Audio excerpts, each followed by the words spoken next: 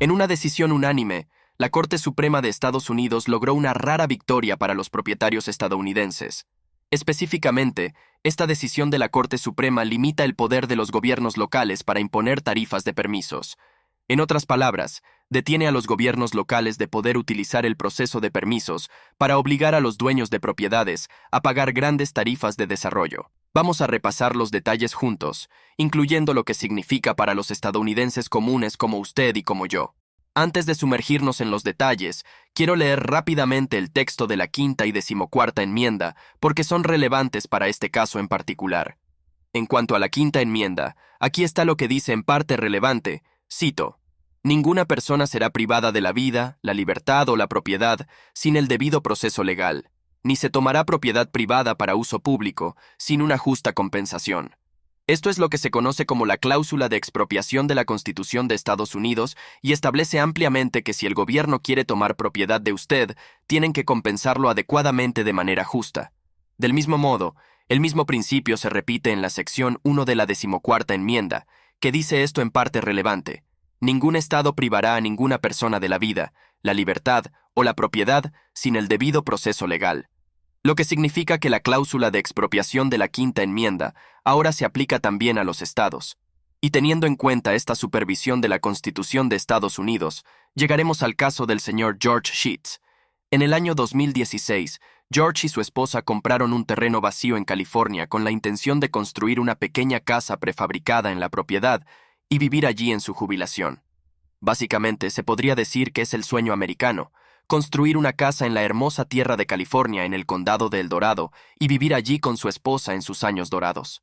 Sin embargo, cuando George fue a obtener un permiso de construcción del condado, le dijeron que, además de todo lo demás, tendría que pagar una tarifa de impacto vial de $23,000. Cito: George Sheets construyó una carrera y sustento como contratista y consultor de ingeniería en el norte de California. En 2016, comenzó a prepararse para la jubilación y compró un lote vacío en el condado rural de El Dorado para una pequeña casa prefabricada donde él y su esposa vivirían y criarían a su nieto.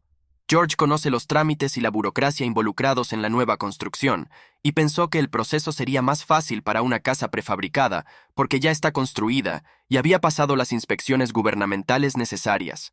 Una vez que su terreno estaba listo y todo lo que George necesitaba era un permiso de construcción del condado, quedó atónito cuando le dijeron que podía obtener su permiso, pero solo si pagaba una llamada tarifa de impacto vial de $23,420. El condado afirmó que estaba obligado por ley a cobrar la tarifa por las obras viales que su proyecto podría causar, aunque no proporcionó ninguna evidencia que vinculara futuras obras viales a ningún costo o impacto público impuesto por el proyecto de George. Esto significa que, en teoría, el proyecto de construcción de George podría requerir camiones, excavadoras, etc. En la propiedad y luego, una vez construido, probablemente resultaría en más tráfico en general, y por lo tanto, tendría que compensar al condado por las carreteras, al menos según la ley que estaba en vigor. Ya que no había manera de evitarlo, George terminó pagando la tarifa de $23,000 y luego, posteriormente, demandó al condado para obtener un reembolso argumentando que esta tarifa de impacto vial era una exacción inconstitucional.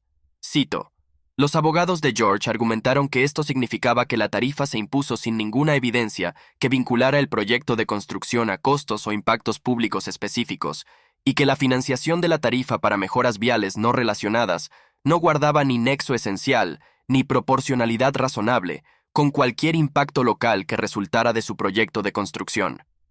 Lo que significa que, en la práctica, los abogados argumentaban que el condado básicamente estaba tomando dinero del señor George para financiar mejoras no relacionadas en las carreteras, sin proporcionar ninguna evidencia del costo o impacto específico que su proyecto de construcción tendría en las carreteras.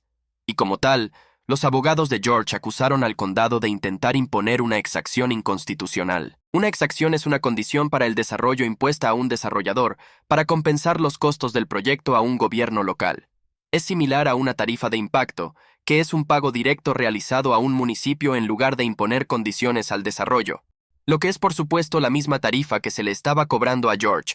Ahora, su equipo legal estaba utilizando 3 decisiones de la Corte Suprema para construir su caso en general. Específicamente, cito: La decisión de la Corte Suprema de 1987 en Nolan versus la Comisión Costera de California anuló ciertas demandas gubernamentales de tierras a cambio de un permiso como un plan de extorsión evidente. La decisión determinó que todas las condiciones de permiso impuestas al desarrollo de tierras deben relacionarse con el daño real causado por el desarrollo. La Corte amplió el alcance de Nolan en 1994, dictaminando en Dolan V, Ciudad de Tigard, que las demandas del gobierno deben ser lo suficientemente proporcionales a los impactos reales del uso propuesto. Luego, en 2013, la Corte extendió los precedentes establecidos tanto en Nolan como en Dolan a las tarifas de permiso en otro caso Kuntz V, Distrito de Gestión de Aguas del río St. John's. Es decir, el gobierno no puede usar el proceso de permisos para extorsionar más tierras o dinero de los propietarios de propiedades de lo que es apropiado.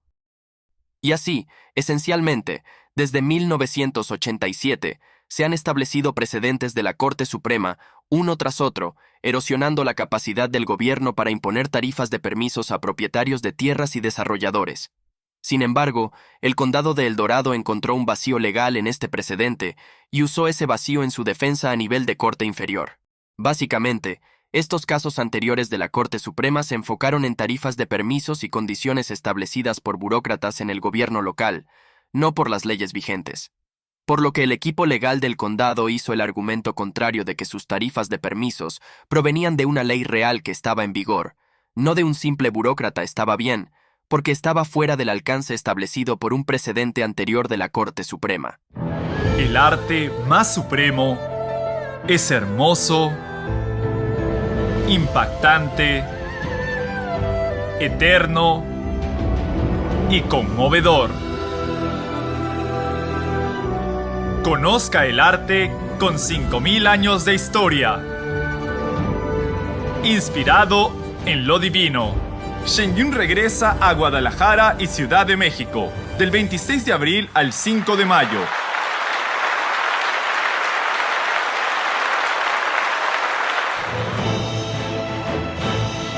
Un espectáculo realmente importante para cada uno de nosotros.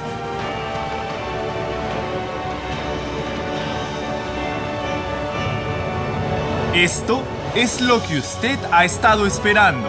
Shen Yun. Shen Yun regresa a Guadalajara y Ciudad de México, del 26 de abril al 5 de mayo.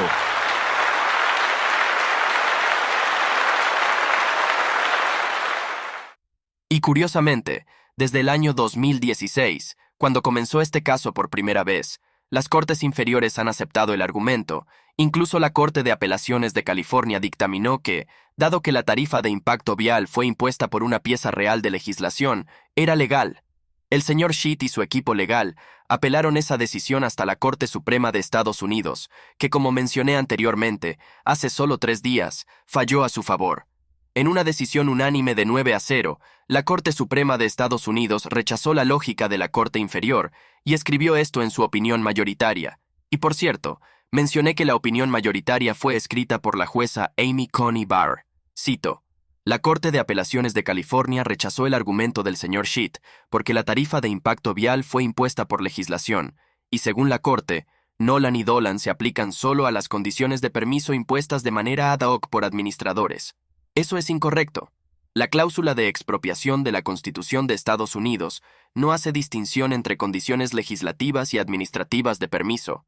Nada en el texto constitucional, historia o precedente respalda eximir a las legislaturas de las reglas ordinarias de expropiación, y el texto de la Constitución misma no está limitado a una rama específica del gobierno. Tanto la cláusula como a 14ª enmienda, que aplica la cláusula a los estados a través de la doctrina de incorporación, no distinguen los actos legislativos para un tratamiento especial. La 14ª enmienda limita la autoridad de cada estado como un todo indiviso, por lo que no hay justificación textual para decir que la existencia o el alcance del poder de un estado para expropiar propiedad privada sin una compensación justa varía según la rama del gobierno que afecta la expropiación. Es decir, en inglés claro, que la Corte determinó que la 5ª y 14ª enmienda no se aplican solo a los burócratas, sino también a los legisladores.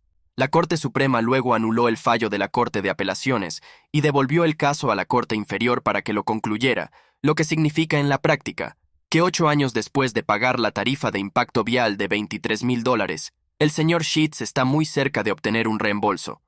Aunque tal vez valga la pena mencionar que debido a la inflación, los $23,000 que está a punto de recuperar equivalen aproximadamente a $18,000 en el año 2016, lo que significa que la inflación durante esta larga batalla legal de 8 años le ha robado aproximadamente $5,000, además de todos los costos legales y el tiempo que realmente ha invertido en este caso en particular. Independientemente de este caso y lo que signifique para el señor George Sheet, el fallo tiene implicaciones para cada propietario y desarrollador aquí en Estados Unidos, resumido bastante bien en el sitio web del equipo legal. El precedente de la Corte Suprema reconoce que, si bien los gobiernos locales pueden cobrar tarifas para mitigar los impactos públicos reales causados por un proyecto privado, exigir propiedad en una cantidad que excede ese estándar de mitigación es una expropiación.